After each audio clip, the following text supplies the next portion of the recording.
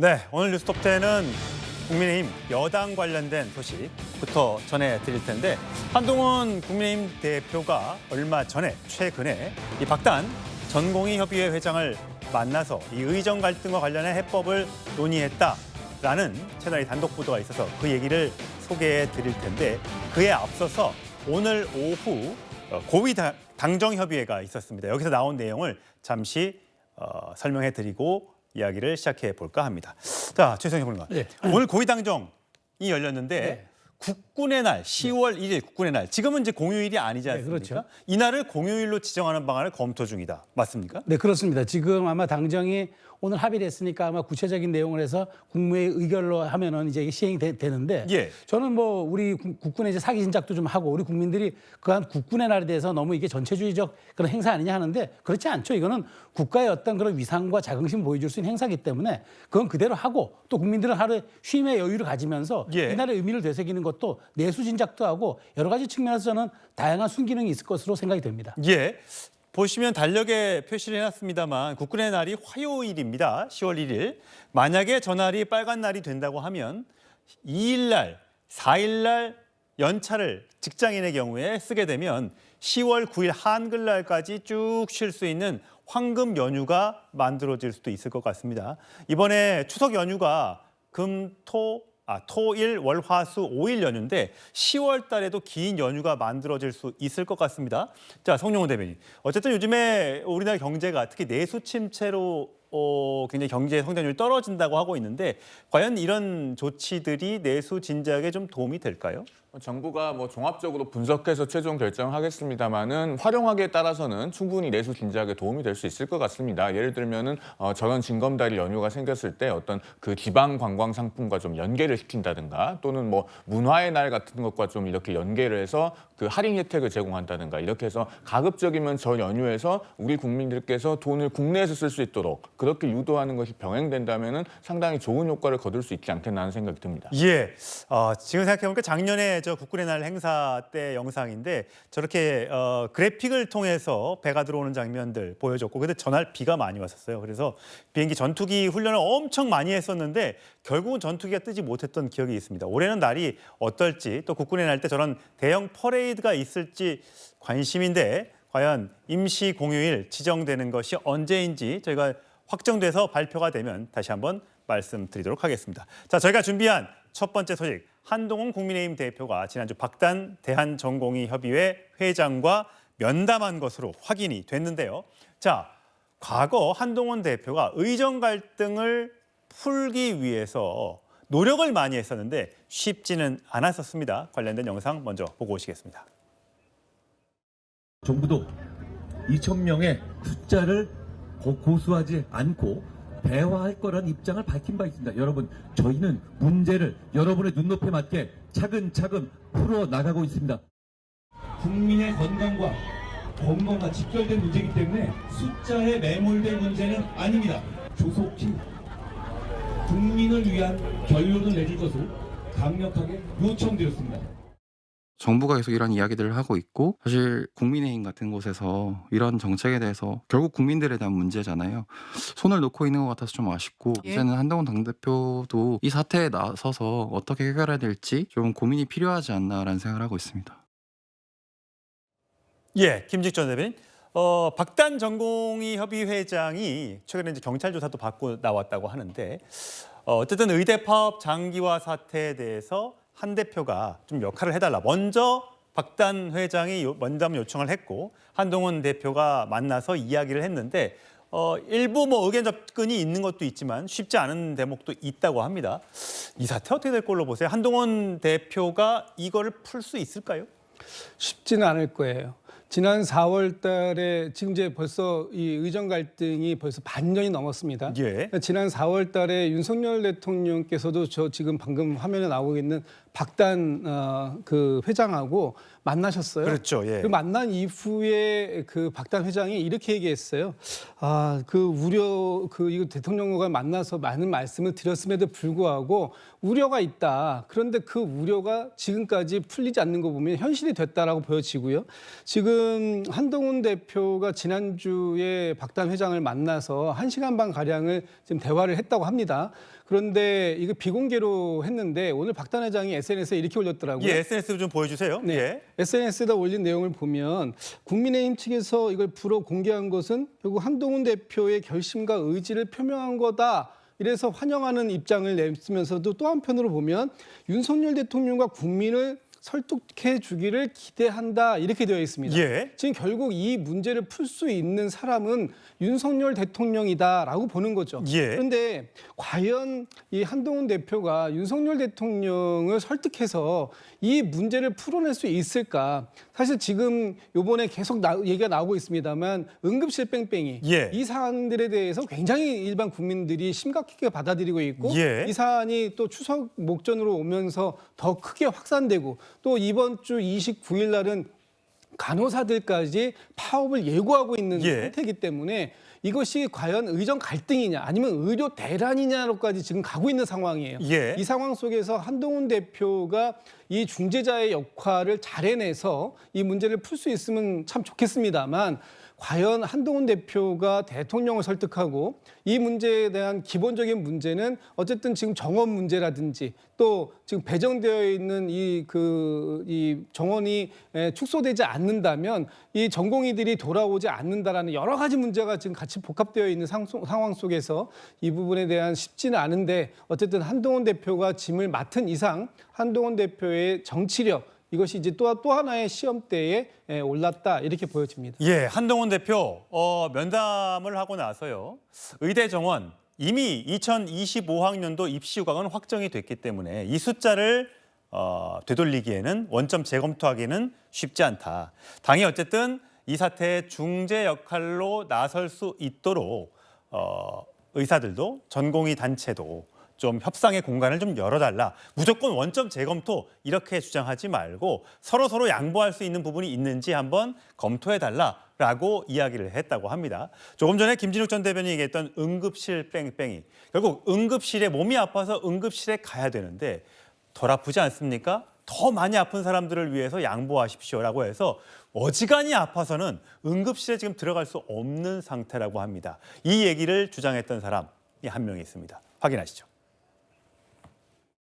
넘어져가지고 이마가 깨졌어요, 새벽에. 응급실에 가려고서 22군데를 전화를 했는데도 안 받아주는 거예요. 겨우 찾아가 내가 옛날에 자주 다니던 병원에 가가지고서 내 신분을 밝히고 이제 응급실에 갔는데 그러고서 가니까 의사가 없어, 아무도. 대통령께서 과연 의료에 대한 지식이 충분히 있으신 분이냐 이거. 자기가 모르는 거를 갖다가 확신을 가지고서 밀어붙이려고 그러니까 여러 가지 부작용이 생겨나는 거예요. 예, 성추행 부장. 벌써 4번 이상 환자 재이송 횟수가 지난해에는 총 15번이었는데 벌써 올해 상반기에만 17번이라고 합니다. 아직까지 올해가 넉 달 넘게 남았는데도 말이죠. 지금 김종인 전 비대위원장은 그래도 이제 유명한 사람이고 당대표를 또 여러 번 했고 또 정치인이고 해서 병원에서도 저 분이 누군지 알 겁니다. 그럼에도 불구하고 응급실에 들어가지 못해서 정말 힘들었다. 물론 이마를 다친 게 얼마나 크게 다친 건지는 알 수는 없으나 이게 왜 많은 국민들이 야 이제 아프면 큰일이다라는 생각을 좀 하고 계신 것 같아요. 맞습니다. 그 주변에 보면은 그 어르신들 그리고 아니면 어르신들 모시고 있거나 그리고 특히 아이들이 밤중에 아플 때 보통 응급실 가지 않습니까? 고열이면 바로 응급실 그렇죠. 가죠. 그렇게 가야 되는데 그런 친구들 얘기를 들어보면은 처음에는 원래 이런 당분간 애들이나 어르신들 아프면 안 되겠다였는데 6개월 동안 지금 정부가 아예 손을 놓고 있다 보니까 얘기가 바뀌었어요. 앞으로 어지간하면 아프면 큰일 나겠다. 왜냐면은 이 문제가 지금 뭐 정부든 의사 쪽이든 입장을 바꾼다 해도 단기간에 이게 해결될 거라고 국민들이 이제 보지 않는 거죠. 뭔가 이제 의료 체계가 조금씩 무너지고 있고 이것을 뭔가 대타협을 뭔가 이뤄서 뭐 한다고 해도 그걸 회복하는데 어느 정도 시간이 걸릴 것이기 때문에 주변에 있는 사람들이 이거 아프면 이제 응급실 가도 되는 건가? 응급실 가도 그 의료 체계가 괜찮을까? 이런 정도의 지금 신뢰 상태가 왔다면은 매우 심각한 상태거든요. 그렇기 때문에 저는 한동훈 대표가 좀 적극적으로 나서는 건 매우 매우 필요하다고 생각하나 지금 결국 대통령이 바뀌어야 되는데 예. 대통령이 지금 사실상 방치해놓고 아무런 손도 안 쓰고 있단 말이죠. 그런 상황에서 저는 한동훈 대표가 나섰다. 저는 야당이 만약에 한동훈 대표의 목소리에 도울 게 있다면 무조건 적극적으로 도와야 된다고 생각하는데 근데 대통령이 바뀌지 않을 것 같아요. 왜냐하면은 만약에 지금 한동훈 대표가 나선 메시지 이렇게 제스처를 취한 다음에 뭔가 해결이 되잖아요. 그러면은 공이 누구한테 가겠습니까? 지금 뭐 공치사를 따질 때냐? 근데 대통령실은 그걸 따질 뿐이거든요. 그렇기 때문에 저는 이 국민들이 이 정도의 심각하게 받아들이고 있는데도 해법의 그 실마리가 보이지 않기 때문에 더욱더 지금 안타깝게 바라보고 있다. 이 말씀 드리겠습니다. 예, 송영훈 대변인. 어쨌든 이제 한동훈 대표가 취임한 지 한 달이 됐습니다. 한동훈의 정치적, 한동훈의 어떤 결단력 이런 거를 보여주기 위해선 이번 의정 갈등을 이제 어쨌든 불거졌고 박단 위원장을 만났으니까 뭔가 용산의 대통령실에 건의를 해야 될 것 같은데 건의를 어떤 방식으로 해야 될 것이며 그 건의를 과연 용산이 수용할 수 있을 것인가? 이게 이제 국민들이 바라보는 한동훈 대표의 첫 번째 시험대가 될 것 같아요. 어떻게 해야 된다고 보세요? 일단은 한동훈 대표는 이 의료 문제를 해결해야 된다는 그 중요성은 분명하게 인식을 하고 있습니다. 제가 개인적으로도 말씀을 나눠볼 기회가 있었는데 그 중요성에 대해서는 분명한 인식을 갖고 있고요. 그렇기 때문에 이번에 박단 그 전공의 비대위원장도 면담을 한 걸로 알고 있습니다. 예. 제가 동석했던 분에게 확인을 해봤더니 한 2시간 정도 그 면담이 이루어졌다고 하더라고요. 예. 그리고 한동훈 대표가 상당한 시간을 그 박단 비대위원장의 말을 경청을 한 걸로 저는 지금 그렇게 파악을 하고 있습니다. 그런데 현재는 일단은 경청을 하는 단계고 또 여러 가지 여론을 수렴하고 그렇게 하면서 지금 중지를 모아가고 있는 그런 단계로 보이고 앞으로 이제 이 문제는 정부하고 굉장히 긴밀하게 협의를 해야죠. 말씀하신 것처럼. 그런데 이제 저는 이렇게 생각합니다. 이 문제는 한 4가지 정도의 원칙이 동시에 달성이 돼야 되기 때문에 상당히 쉽지 않은 문제이긴 합니다. 일단 의료 공백이 해소되는 게 가장 급선무죠. 그렇죠. 그리고 의료개혁의 대의와 목표가 또 훼손되어서도 안 됩니다. 우리는 앞으로 의사가 부족하기 때문에 증원해야 된다는 그 전제에 출발한 거 아니겠습니까? 그리고 정부 정책의 신뢰성에 훼손이 가해져도 안 돼요. 지금 일정한 로드맵이 발표가 됐고 또 내년도 의대 정원도 다 확정을 한 상황입니다. 그리고 의료계도 또한 동의할 수 있는 안이 마련이 돼야 됩니다. 이런 어려운 조건들을 동시에 충족을 해야 되기 때문에 이게 하루아침에 어떤 고르기우스의 매듭을 자르듯이 그렇게 될 수 있는 문제는 아니고 다만 당 내외에서 여러 가지 지금 의견을 경청해 가면서 방안을 논의하고 있는 단계이니 앞으로 당정이 긴밀하게 협의해가는 과정을 좀 지켜봐 주십사 하는 말씀을 드립니다. 예, 최선 평론가. 사실 지난번 총선 직전에도 윤석열 대통령이 이 의정 갈등과 관련된 뭐 담화 이런 거 발표하면서 뭔가 해결될 수 있지 않을까라는 생각을 국민의힘에서는 했는데 결국은 안 됐잖아요. 네. 그 2,000명이라는 의대 증원 숫자를 네. 뭐 의사들도 양보할 수 없다고 그러고 네. 대통령실도 안 된다고 하니까 이게 타협이 안 되는데 결국 이 문제를 해결하지 않고 이 문제를 원점에서부터 또는 다른 방법으로 건드리지 않고는 이게 과연 풀어질 수 있을까? 뭐 그런 우려가 있는 건 맞아요. 근데 지금 저는 이 한동훈 대표가 왜 박단 위원장을 이쯤에 만났는가가 주목되는 게 대통령께서 조만간 국정브리핑을 하겠다 하지 않았습니까? 그렇습니다. 그게 이제 의료연금 그 4대 개혁 플러스 이제 그 저출생까지 하는데 예. 저는 사실 이 의료 대란에 대한 문제가 빠지면은 정말 저는 핵심적인 게 가장 빠진 정말 그 찐빵이 되고 말 거라고 생각이 들어요. 그래서 한동훈 대표가 왜 이쯤에 만났을까? 그래서 저는 이걸 가지고 아마 그 최소한 저는 용산과 물밑조율을 할 것 같은데 저는 분명한 거는 이게 지금 의대 정원을 건드리는 순간 11월 우리 닥친 수능에 이거는 직접적 영향을 끼치기 때문에 그렇죠. 이건 손댈 수가 없을 것 같아요. 올해 증원 숫자는 건드리지 안 되고 다만 예. 올해 증원 숫자는 놔두고 정부가 한 5년간에 걸쳐서 어떻게 2,000명씩 늘린다고 순차적으로 하겠다라든가 예. 뭐 이런 접점과 그다음에 또 하나는 이제 의료계가 그렇게 요구하고 있는 이른바 의료 환경에 대해서 정부가 법적인 제재를 너무 가하는 거를 조금 좀 느슨하게 좀 해주든가 그러면서 접점을 찾아가야죠. 정치가 갈등을 조장해서는 안 되잖아요. 조정을 예, 해야지. 그렇죠. 그런 측면에서 저는 이쯤에 한동훈 대표가 왜 갑자기 뜬금없이 이제 만났을까? 저는 대통령의 국정 브리핑과 조금 더 연동을 시켜서 하는 합리적인 저는 그런 추론이 이 타이밍을 설명할 수 있는 대목이 아닌가 싶어요. 예. 김주천 대변인은 한동훈 대표가 윤석열 대통령한테 제가 만나고 왔는데 이런 걸 요구하더이다. 이렇게 좀 해주시면 어떻겠습니까? 이렇게 할 수 있을 거로 보세요? 해야 되는데 하지 못할 것 같아요. 당연히 그런 말씀을 해야 되는 거거든요. 예. 그런데 지금 용산과 과연 그 국민의힘이 어떤 이런 문제를 가지고 소통을 긴밀하게 하고 있는 상황이냐라고 놓고 본다면 사실 그렇지 않아 보이는 게 현 상황으로 보이는 거거든요. 예를 들면 지난 4월 달에도 그랬고 이번에도 그렇고 이 문제에 대해서 한동훈 대표는 여전히 그 당시에도 그렇고 지금도 그렇고 한동훈 대표의 의지는 분명했어요. 이 문제 해결해야 됩니다. 예. 그러나 해결된 게 없어요.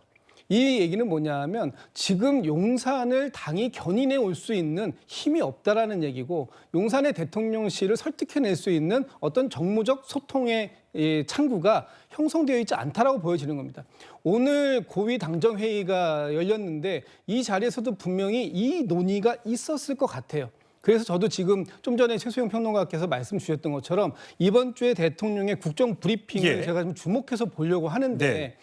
만약에 오늘 고위 당정 회의에서 한동훈 대표의 이런 의지가 그 정확하게 전달이 됐을 거라면 이번에 나오는 국정 브리핑도 그에 맞춰서 어떤 해법을 담고 있어야 된다. 네. 그렇다면 그런 해법을 담겨 있는지 한번 볼 필요가 있고요. 예. 그렇지 않다면 대통령은 여전히 변화의 의지가 없는 것으로 해석할 수밖에 없고 앞으로 당정 관계가 상당히 어려워질 수도 있다라는 부분을 예. 또 한번 보여주는 대목이 될 수 있습니다. 예, 한번 대통령의 국정 브리핑 한번 지켜보도록 하시죠. 과연 한동훈 대표가 이 문제를 어떻게 해결하느냐에 따라서 앞으로의 본인의 정치력 그리고 앞으로 더 나아가서 본인이 큰 꿈을 꾸고 있을지 모르는 대선 가도에 가는 데에도 굉장히 중요한 역할을 할 수 있지 않을까라는 생각이 듭니다.